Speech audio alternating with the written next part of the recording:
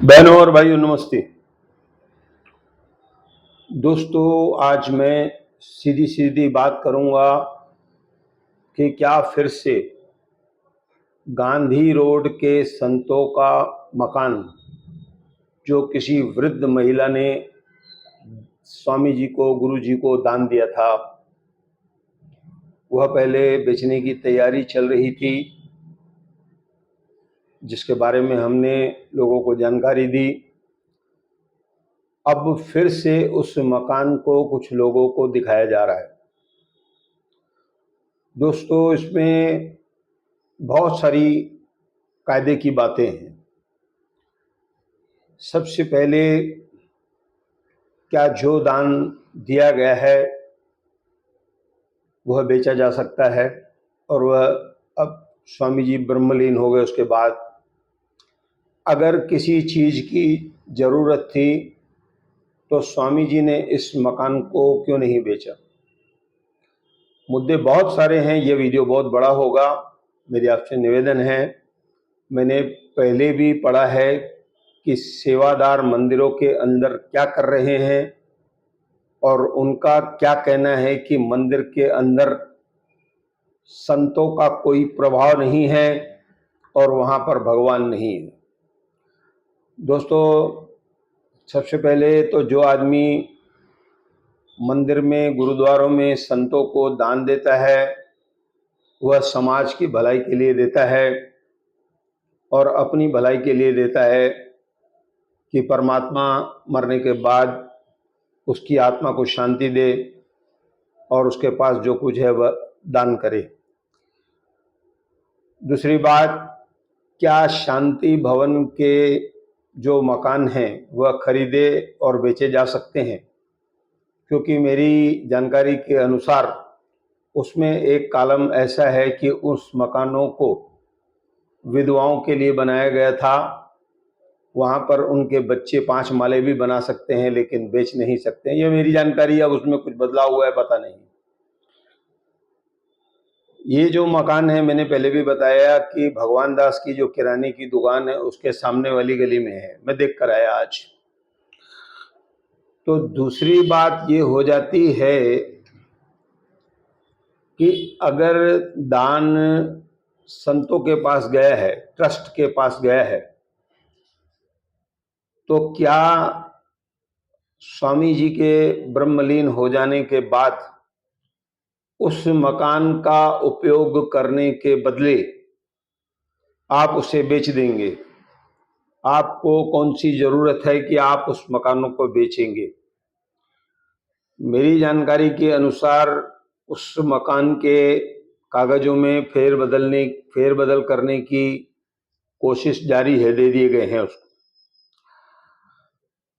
तो इसके बाद होगा ये कि इस मकान को जो सरकारी रेट रहता है उस हिसाब से आप बेचकर चेक ले लोगे, बाकी जो काले पैसे मिलेंगे उसका हिसाब कौन रखेगा? यहाँ पर मुझे एक बहुत बड़ी बात बताई गई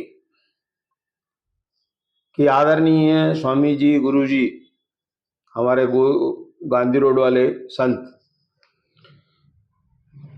उनके पास काफी चल अचल संपत्ति थी।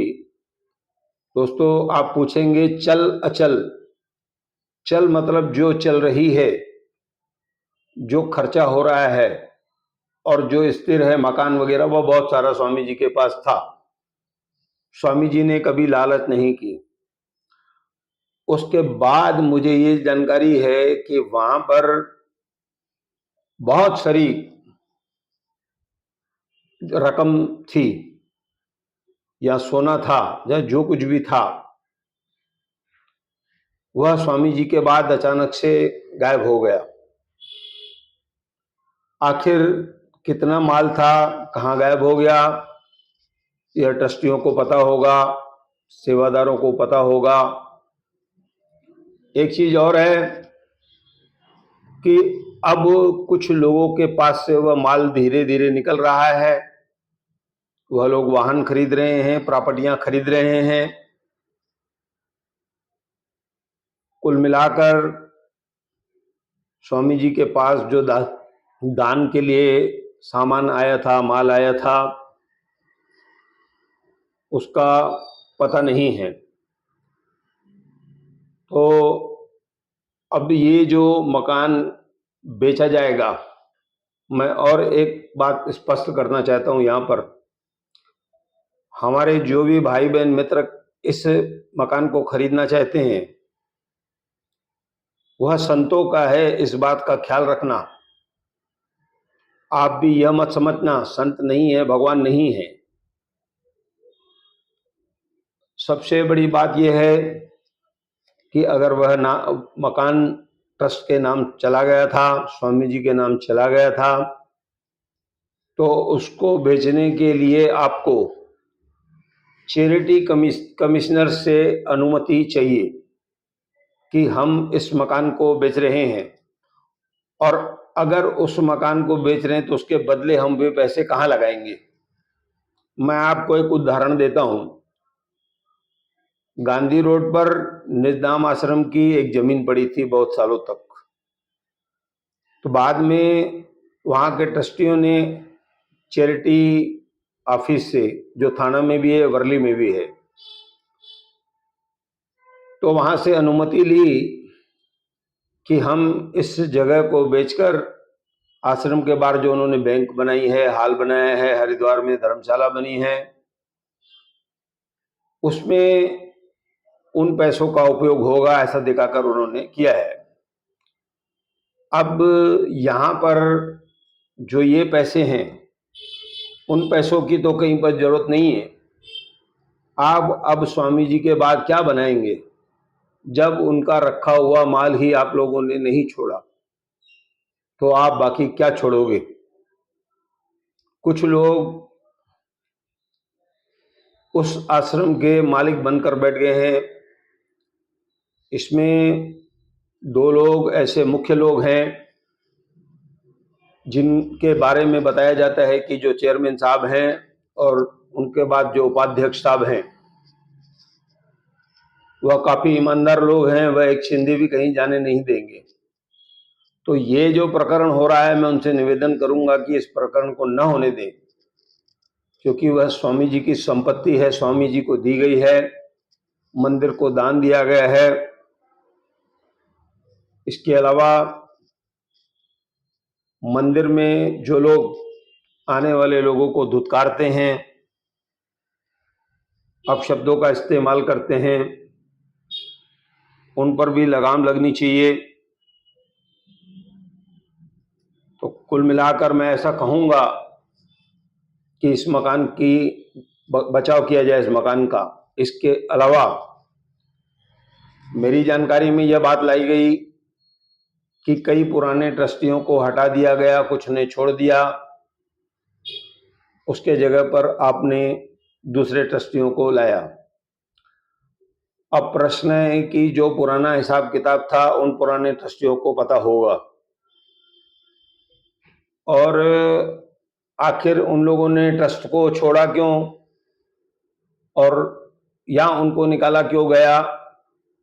जिन लोगों को अब प्रवेश दी गई है ट्रस्ट में, वो लोग कौन हैं, सारी बातें स्पष्टीकरण होनी चाहिए।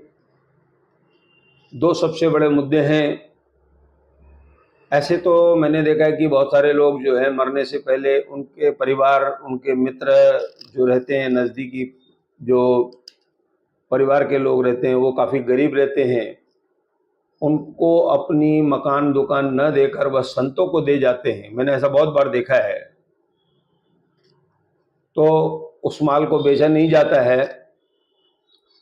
यहाँ पर भी मैं ये कहूँगा कि संतों का वह माल कहाँ गया, उसकी सच्चाई क्या है, उस बारे में आप स्पष्टीकरण दें लोगों को कि स्वामी जी ने जाते जाते ब्रह्मलीन होते समय